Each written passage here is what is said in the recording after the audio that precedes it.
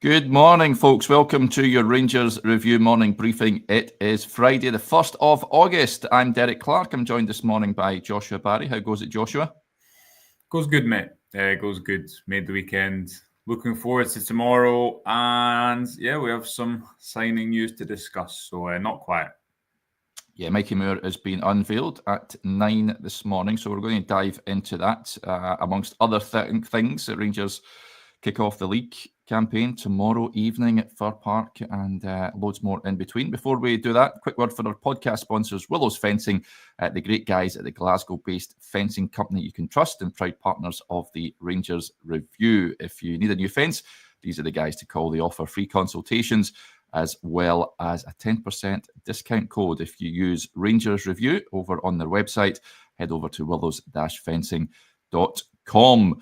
Right, yes, let's talk Mikey Moore then, because Rangers have confirmed that season-long loan deal. Subject to international clearance, he becomes the latest addition to Russell Martin's squad. He will turn 18 later on this month, and can play across the front line and as a number 10 as well. Speaking about the move, he says, "I'm excited to get going. As soon as I heard Rangers were interested and wanted me to come, it was a massive opportunity for me. I'm excited to be here, and hopefully I can show the fans and everyone what I can do.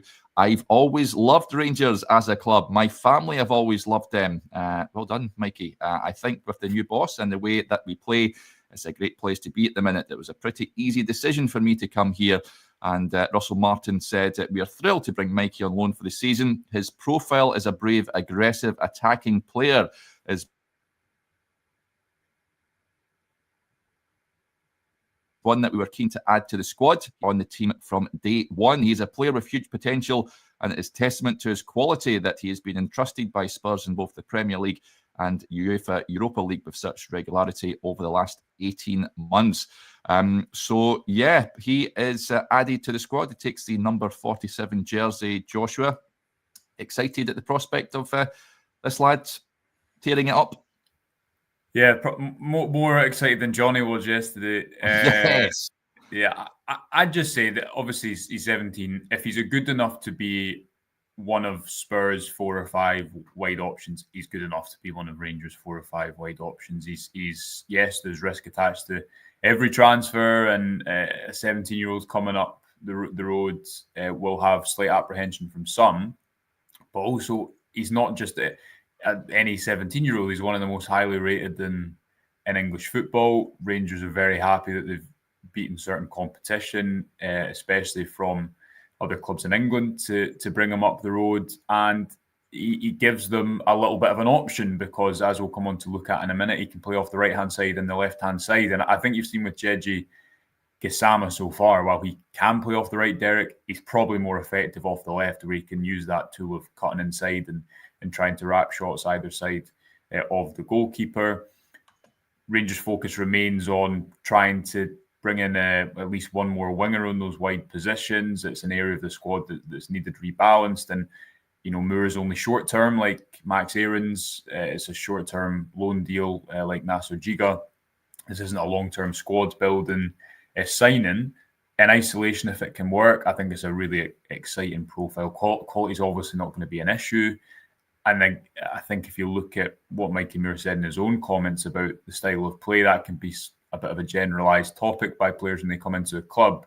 But if you look at the type of football that he's played under Postecoglou at Spurs, not that dissimilar, I think, from some elements of what Russell Martin will want to and try to do in terms of wide triangles, wide rotation, some of the elements that Adam and I spoke about on the Tactics podcast last night. And listen, if you watch Rangers' performance against Panathinaikos, I think what they're really missing is true natural width.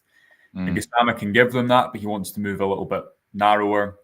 Oliver Antman, who we will discuss, and who could be the next player that the Rangers move for now that this Moore deal is done. He is more of a byline hitter and someone who really wants to effectively create for others. And Moore is a dribbler from both sides, and someone who can inject a bit of pace into attacks. And that's certainly a profile that Rangers have lacked. It could take put this out as a tweet. Our understanding is it could take a little bit longer to get international clearance. Obviously, that's just formalities, but because Moore is still under the age of 18 later this month, I think you said. Yeah. That could hold up a little bit when you see him play. So that's something to bear in mind. But we're trying to seek a little bit more clarity as to when exactly that will be. Yeah, so maybe doubtful for an appearance tomorrow, but we'll get Russell Martin's take on it when we speak to him a little later on. Slightly later, the press conference, folks. I think it's after 3 p.m. and 3:15. We should be hearing from the Rangers head coach. So it will be interesting to get his take on it. You touched on Johnny's point of view there, Joshua. It's a divided opinion, it's fair to say, because he is someone who said yesterday he's not a fan of loan moves in general, but loaning other players 17-year-old kids to develop them for them, which I get that understanding as well. He likened it, he referenced Amad Diallo when he came up, and I think he was very young. There's no question he's a top performer now, but at the time he came to Rangers, he was still developing, and we probably didn't see the best of him at Ibrox, and his argument is Mikey Moore has to be a top performer for this to work. Do you recognise that? Is that a fair comment, perhaps? And there are some comments coming in as well that some fans are slightly concerned it may hinder the progress of Finlay Curtis, who's made a breakthrough this pre-season and at the start of the 2 European games. Curtis is older, but the two players are at different stages. So I take that, to an extent, and agree with that. And I think the amount of loan moves that Rangers are making, it is quite a short-term window. There's some longer-term signings, Emmanuel Fernandez and Tello Asgard and Jeji Gisamo, so maybe that's slightly unfair. But Aarons and who else did I mention earlier? Other loan players. Giga, thank you, and Moore as well. All loans without obligation. It's short term. What I'd say about Moore and Amad is a couple of things. One, Moore has played more football, not tons more football, but I know he's probably younger than Amad was when he arrived, but he played a fair amount of Europa League minutes last season. I think it was 12 appearances in the Premier League, and has been around it a little bit more. So if Rangers were signing a player, let's say Mikey Moore's never made a first team appearance, and they're signing him from the Premier League 2, I think that's slightly different. Yeah. Obviously, with Amad, he was coming for he arrived at Man United for a lot of money, and you can see his quality. And I would argue that his loan move is a bit of a false pretense as well, because you see what he did at Sunderland only a few months later, where he was really the best player in the Championship. He wasn't utilised that much. He became a bit of a scapegoat. He was in a real high-pressure league chase and Europa League run. And also the style that he was playing, if he'd come into a Russell Martin team, maybe it would have been slightly different. So I get elements of that argument. But as I say, it's not as if you're signing a player who's never played first-team football. He's been trusted in some big games, and he's played in the Premier League. Russell Martin said, I think, the interview that he thinks he can make an impact from day one. Yep. He's not the only winger they're signing, and yes, there will be certain pressures because of his age, and it will be a lot to adapt to. But again, the other clubs that were in for him, the fact that he's been a part of Spurs' squad since the age of 17 shows that while his age is a relevant factor, I think quality and where he probably is in terms of his development is more important. And he's played more football than Finlay Curtis. Finlay Curtis has done exceptionally well with that goal, but I think everyone would say that he's probably not quite ready to be one of Rangers' first team, first two wingers, let's say. And I don't think it would be fair to entrust him to that and burn him out early. As we've said a couple of times this week, if you have 5 wingers, that's absolutely fine for me, because Martin will want the wingers to bring variation if he doesn't change his system all that much. And even if you think of Mikey Moore as a direct replacement for, say, Ross McCausland, who we expect to complete this move to Aris, he's a far better player than him, and I think makes a better contribution in the squad. Long term, I take that argument. Short term, the age and development of another team's player doesn't concern me all that much. Yeah, incidentally, Aris, I noticed they were playing yesterday against the wonderfully named Puskas, and they won 2-0 to progress in the Conference League. And at the heart of the defence, Connor Goldson and Leon Balogun. So doing the biz for Aris Limassol. And good luck to Ross McCausland. Should that go through. But I'm looking forward to seeing him in action because hearing the reports from the Spurs contingent down there, he's very highly rated and they expect big things from him. So let's hope he can do the business at Rangers. Where does that leave the situation for other wingers, Joshua? Because Oliver Antman is someone that is Rangers believed to be close to. He gave an interview to a publication in the Netherlands, which was published yesterday, and he says he is looking for that different challenge now and is ready to move on. And ideally he wants to play in the top 5 league, but he says there's some interesting teams out with that play in the Champions League, perhaps maybe alluding to Rangers. So he's another one that looks set to be close. Raksaki, of course, was linked. Rangers had that bid rejected, I think, a fortnight ago now. Was that a week ago? Yeah, a week ago. It leaves the right wing in an interesting position because they still want another winger. You will see Rangers sign another winger this window, and as we understand it, that's going to be the priority probably before adding elsewhere. Obviously, things can move, things can change, but as we discussed, I think Wednesday on the show or Tuesday on the show, there's a lot of wages that they are carrying. Even if you just look at the left side of defence, Ridvan Yilmaz and Ben Davies, that's a lot of wages to be carrying with players who aren't involved and don't have a future at the club as things stand. Yeah.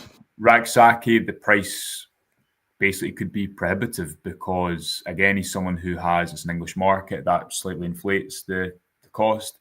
He's someone who has a lot of interest elsewhere too.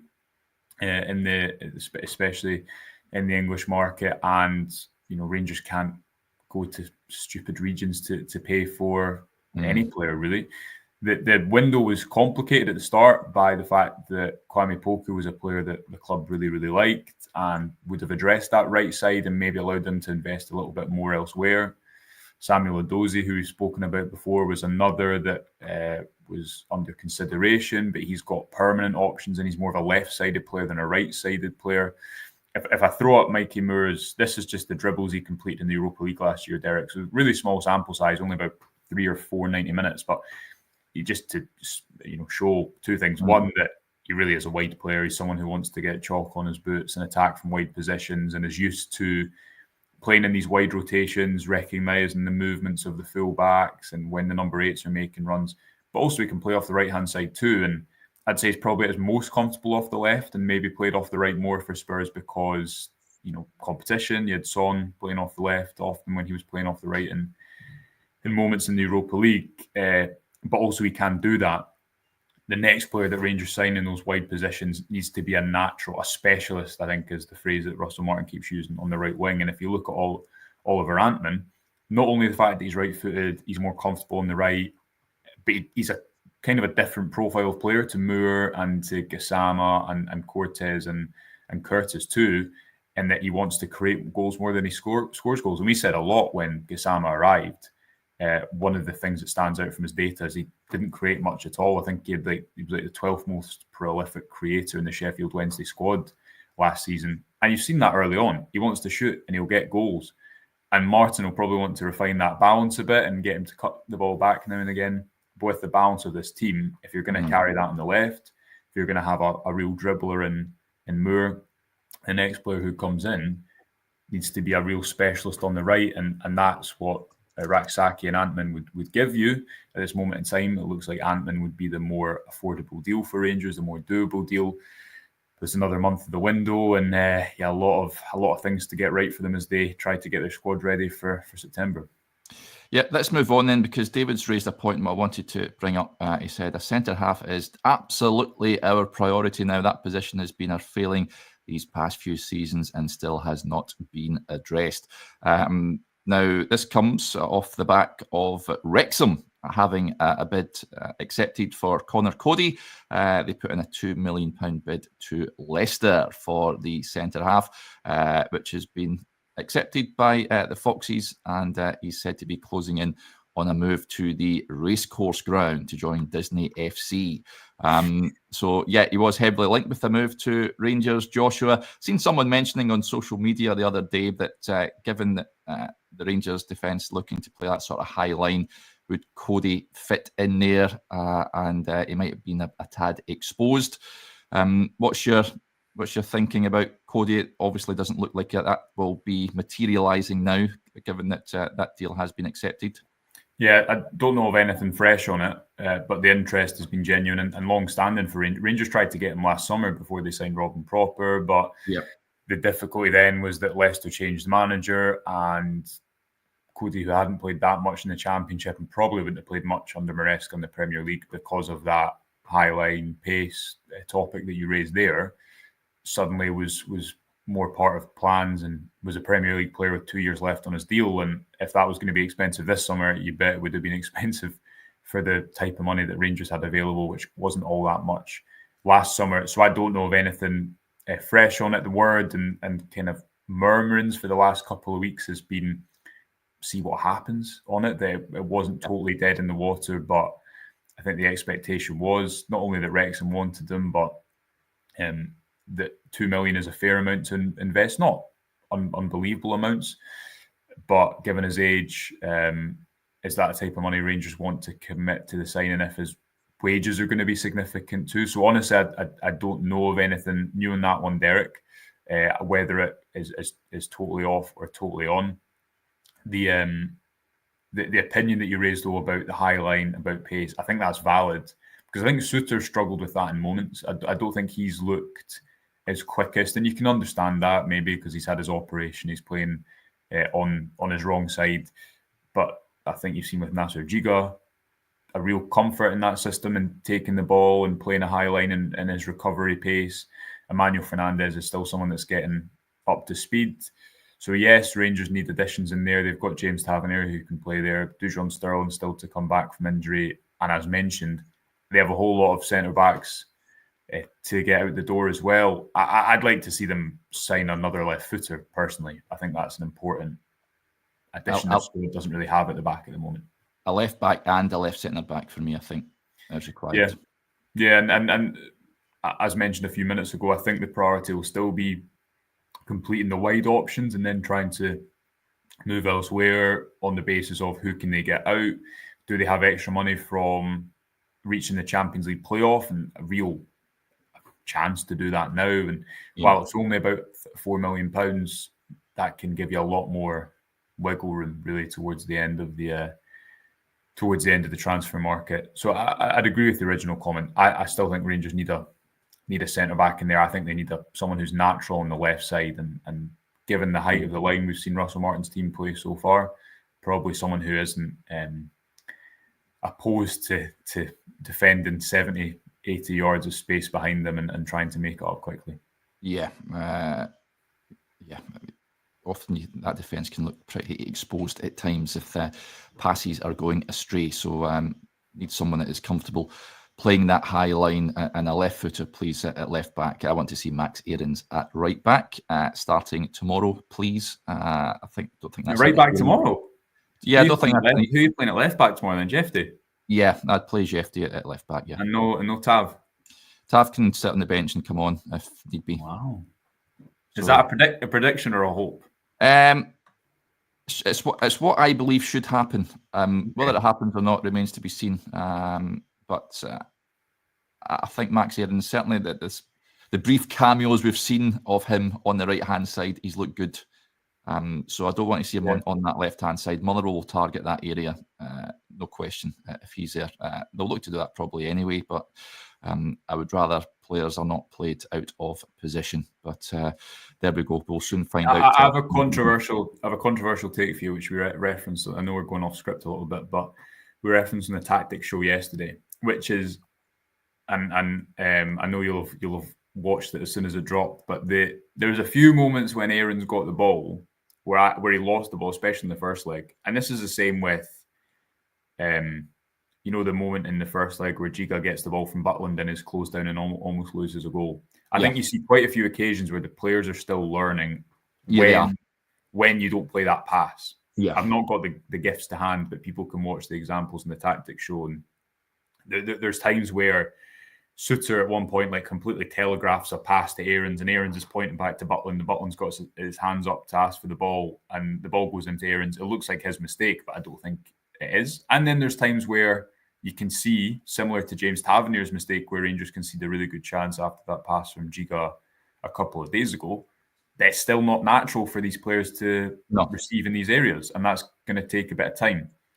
But I also think that one of the bigger issues has not so much been Aarons, who's had bad moments. I generally, across the course, think he's done all right, personally. The balance on the left-hand side of the pitch, if you have Tello Asgard there and you have Gisamo or a Mikey Moore in the left wing, I think it opens up a lot more angles and it's not as narrow, and then he probably isn't getting the ball in bad situations. I think at points, because maybe Suter's right-footed and he can't open the pitch up as much, and Raskin's really right-footed, so he's not, that some angles are limited to, as you saw when he got his yellow card in the first leg. I think that's sometimes meant that Aarons has got the ball at times he shouldn't have and has looked a bit exposed. So I think if you is it a long-term solution? No. If you put a couple more natural left-sided players out there, it would look okay, because you don't need to be a left footer, I don't think, to play the inverted role, because you wouldn't say that about a right-footed central midfielder on the left side of the pitch. But you do need left-sided players on the pitch, left-footed players, to make it a whole lot more natural and comfortable. That's only my take, though.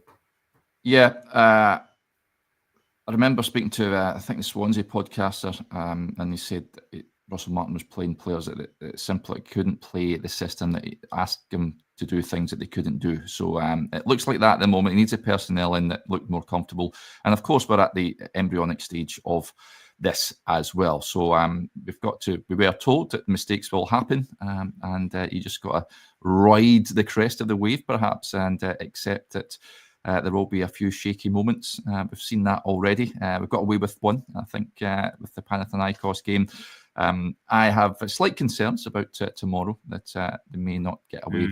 Motherwell might look to really put pressure on that Rangers defence, and I would not think it's entirely improbable that Motherwell will take something tomorrow night. But overall picture, there is some short-term pain for hopefully long-term gain, and that's just the way it looks like it's going to be.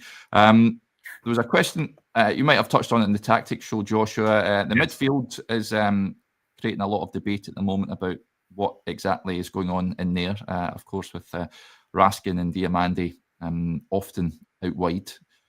And whether that suits more so Nico Raskin more than anything else, with Joe Rothwell playing as that sort of quarterback number 6 position. Do you think that can work? And are we seeing the best out of Nico Raskin out there? I've got to say, when I first seen it last week at Ibrox for the first leg of that Panathinaikos game, I wasn't a fan. I know he had a number of good progressive runs at Nico Raskin, but I prefer him more centrally in amongst it all.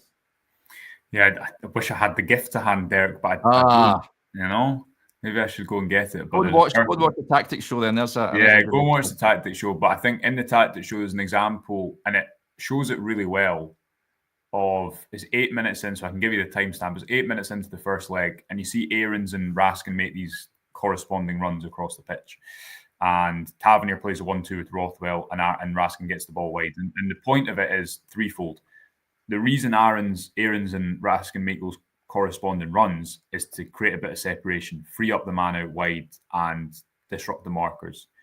The reason Tavernier moves inside and plays a 1-2 with Rothwell is to create a 2v1 and progress the ball. So Russell Martin's football, I think, is all about how can we progress the ball forward but do it by controlling the ball. And I realise there's a lot of mistakes, and some people find it incredibly uncomfortable to watch, but I think that is the theory.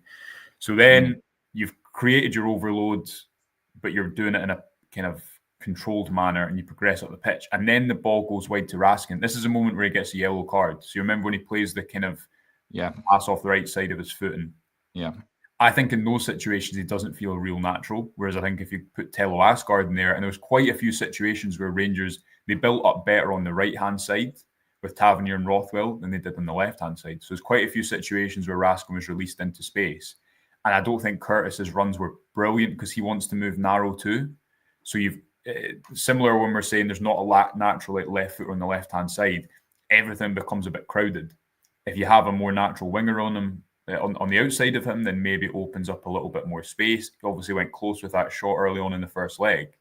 But if you look at that pass that eventually leads to the yellow card, for me, that's why complaints about the system so far need to be mitigated with players making mistakes and still learning it. Because Raskin probably should make a pass into Aarons or Tavernier right in front of the defence or wide to Curtis, and a chance should be created. And then you're saying Rangers have played through really well. They've controlled it.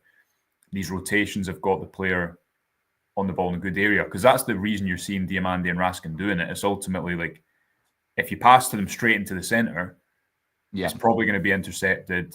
It's maybe a little bit more of a dangerous area to lose the ball.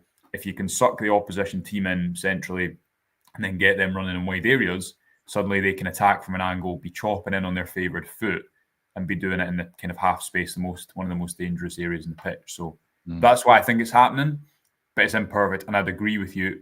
Raskin, if you take that compared to like the number 6 role he was playing last year, I don't think he looks as comfortable whatsoever. But if you look at what Joe Rothwell's doing, I wonder if that's Raskin's game. Because Rothwell plays a lot of safe passes. I think he's the experienced head in the team. He's got to recognise when the opposition are pressing and sometimes just go back to the goalkeeper. But yeah, I don't think you're going to see the best version of Raskin in that number 8 role, probably, unless with a couple of better players around him, it feels a bit more natural. I don't know. I agree with Scott. Says Raskin in the 6. Yep, I'd have him at the moment. Over Rothwell? Yeah. I know it seems bonkers to say this, having just watched him for 2 games. Raskin's a better player. Play him in that position. I think it'll be better for Rangers. But I get why Rothwell's been brought in to play that role. But for me, I'm not having Raskin out where he is at the moment. It just looks a tad uncomfortable. But that's it's an interest. It's a conundrum, of course. It is a conundrum. It is a conundrum because I think Rothwell is. I just wonder to what extent Raskin is a real Russell Martin player. Like, would Russell Martin sign him? Would Russell Martin sign it? Would Russell Martin sign Rothwell? Yes, you can see how much he glowingly spoke about him. And again, I think the reason he likes him is because he gets that blend between how in those 2 games. People can tell me if I'm completely wrong in the comments, but how many times did you see Rothwell really lose? There was a few times that pitch was bad over there, but how many times did they lose the ball in real dangerous areas that cause counterattacks? And I think that's difficult in that number 6 position in a new team. And that probably describes why he's playing there, because he's got to provide some safety. But I take from you exactly that if Raskin's playing number 6 for Belgium, if he played there last season. But yeah, I just wonder if it was an open market and Russell Martin, would he sign him, or would he see him as a player who's better suited for a different kind of... Who, Raskin? Yeah. I don't think Rangers could afford him if he played for someone else. No, I agree, but I just mean in a hypothetical world, if Russell Martin's looking for a number 6, I think he looks more for a Rothwell type than a Raskin type. Yeah. And similarly on those number 8 positions, if you look at the positions that Raskin was getting the ball, I think Asgard maybe makes more of it in those 2 games. I don't think Raskin had bad games at all, because he carried the ball well for the Kusama goal over in Athens, and played a really good second half, or a pretty good second half in the home leg. Played that pass for Finlay Curtis's goal. But if we're talking about real... And he scored a few goals last season. I don't know. There's something about it so far where I agree with you. I don't think he looks completely comfortable out there. Yeah. Lots of comments coming in off the back of that. Kendall says it's a wild take. Raskin is that natural 6. Rothwell has been very good in the whole new team, where he is the metronome. So there you go. There's a new word. Johnny would have enjoyed that. Dave with a point says, twice I've agreed with Derek today so far. There you go. A record. Dave. Yeah. Niall says, Raskin is far better in the 8. He just needs to get going again this season. So there you go. It certainly has split opinion. Team tomorrow then, Joshua, we will find out. Those of you that are tuning in a little bit later, that press conference taking place a little bit later on this afternoon, about 3:15. We'll get an insight into who's available for that game. But given that it's a short turnaround, they've played in the energy-sapping heat in Athens, would you be inclined to make a number of changes to that side on Saturday. It remains to be seen. You mentioned Tello Asgard. If he's fit, even if he is, I don't exactly think that he'll be starting the game. Gassama has to start for me. And as I said earlier on, Jefte at left back. I'm just trying to think if there's anyone else. Up front, I'd start Cyril Dessers. Would you? Yeah. I don't know. Is there an argument that he rotates a little bit more on Tuesday at home? Or is that... Yeah, well, that one eye on that game as well. Yeah, but I don't know if that's let's say centre half. Probably it's going to be Suter and Giga. But if Manny Fernandes does get a chance, is it more likely to come in that home game as opposed to Motherwell away, getting thrown in for the league opener? I don't know how many options he really has to change it. To be honest, I don't think you'll see like Lyle Cameron play ahead of Diomande. I agree with you. Gassama has to come in on the left-hand side. I'd give Curtis a rest and start him there. Could you see Cortez over Dowell? I think Martin will go with tried and tested for this game. But then you're right. It was really energy sapping. Team arrived back at about 4 o'clock in the morning on Thursday. Wow. Yeah.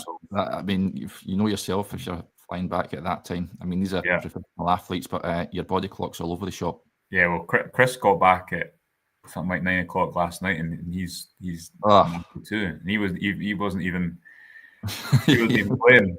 So I think that's a valid, or maybe it's just you play your first team for the first 60 minutes and then try and use the bench. It's not as if Rangers don't have options on the bench. It's just like, would you throw Dessers or Cameron or Asgard or even Jefte because he's not played the system much, and would you throw him in for the first game of the season? My prediction is going to be, I think, one change, which is just Gassama in for Curtis. Yeah, I did say to Johnny yesterday, I wouldn't be surprised if Kieran Dill starts as well tomorrow. Thank you, Will. Yeah, he's someone that Martin certainly trusts in the system at this moment in time. Will be intriguing to see what that starting 11 will be. Right, we'll wrap up there. Nice comment from Peggy. She says, great tactics show with Josh and Adam. So thank you, Peggy, for your kind words. We will be back, of course, later on with that press conference from Russell Martin. So keep your eyes peeled for that, folks. We'll have all the usual coverage from Fir Park tomorrow as well. All the usual pre-match and post-match content to come your way. So we'll have you covered if you cannot make the game. Incidentally, if you are making the game, one of the lucky Rangers fans that got a ticket for that one, the Union Bears have issued a rallying cry and have urged everyone attending to wear blue. So if you are going to the game, look out your Rangers jerseys or whatever blue items you have. Get them on the body and go and support the team. Right. Enjoy your Friday, folks, whatever you are doing, and we'll chat again soon. Bye for now.